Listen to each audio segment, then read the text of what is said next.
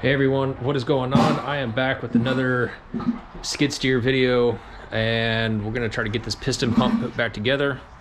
I have it all torn apart here, and I had filmed it tearing it apart, and then I ended up losing a lot of the video because I was filming another video at the same time, and I must have got confused. I am boiling out some oil, or the water out of oil.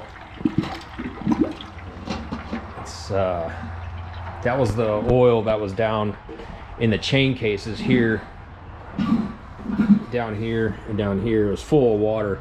Well, I knew the oil was still good because I was the one to put it in there, and might as well save what I can because this stuff's not cheap. And besides that, it only needs to lubricate. It doesn't need to like hold up against combustion or anything. So I think this will be fine for it, and yeah, save me some money, but I'll have to replace some of it anyway. But anyway, we need to get started trying to get this thing back together. I do got the manual for it.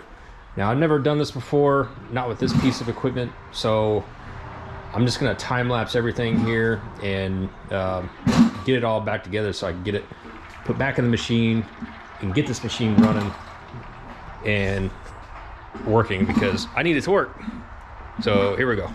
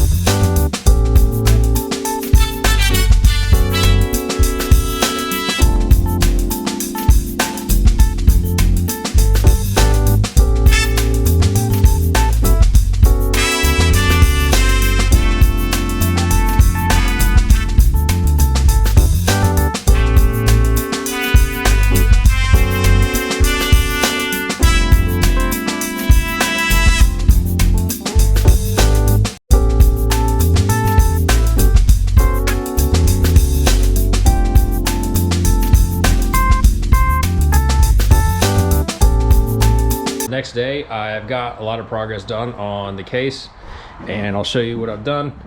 I got the piston pump and the hydraulic pump back in. Most of the connections are done. They're not tight, but they're on there just to get them pre-staged before.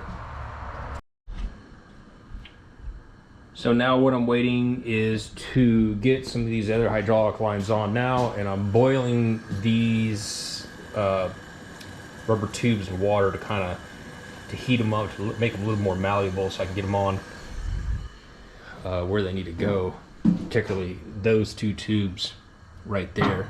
So that should be some of the last stuff I got to do, and then I got to put the panel back on and get everything buttoned back up. What are you doing out here? So anyway, we'll get back to you when I'm all done with that. All right, everyone, it's been a couple days later, and I've left off with getting all the hydraulic lines on the piston pump. Everything's tightened up. For right now, I'm going to continue on. And the next thing I really need to do is put this control bracket system thing back in.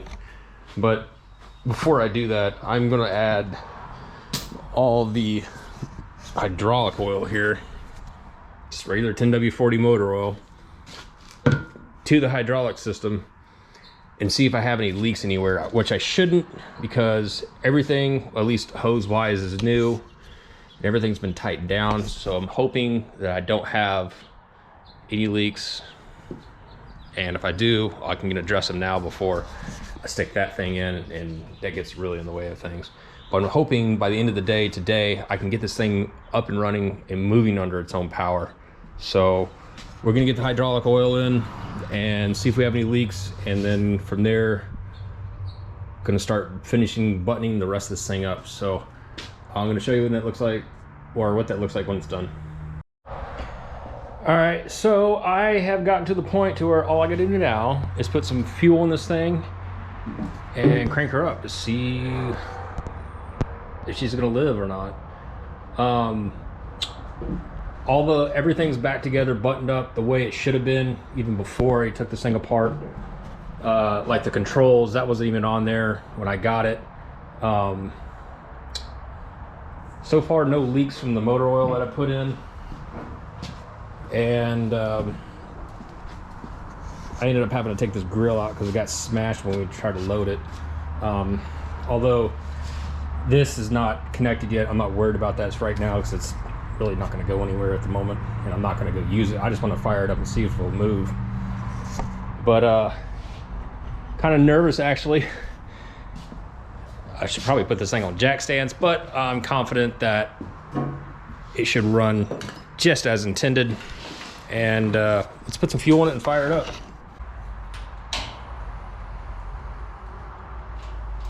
Wah, wah. Well. All right, so I figured out the electrical problem, which was the battery was just didn't have enough juice in it, so I had to steal the other boat battery. So try to see this thing start.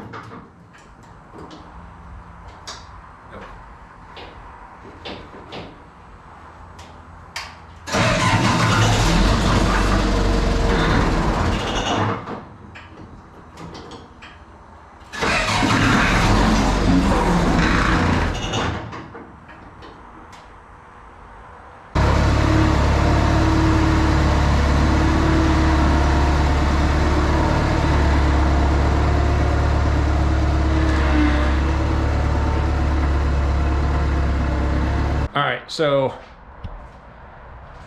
got it going down the road, and it just died on me.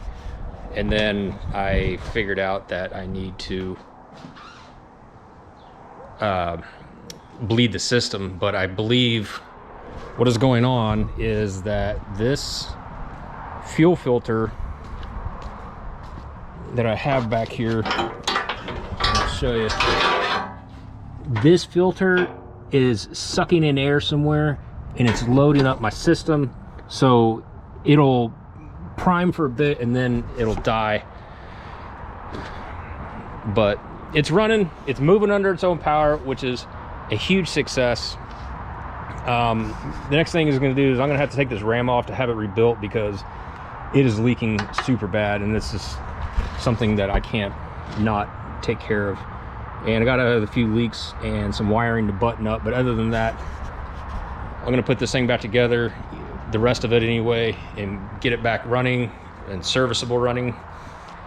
And that'll be it for this one. So appreciate everybody liking and subscribing that have already subscribed. I hit a little over 100 subscribers, so I'm really thankful for everyone who's done that so far and just watches these videos. Kind of motivates me more to make more. So thank you for watching. I'll see you on the next one.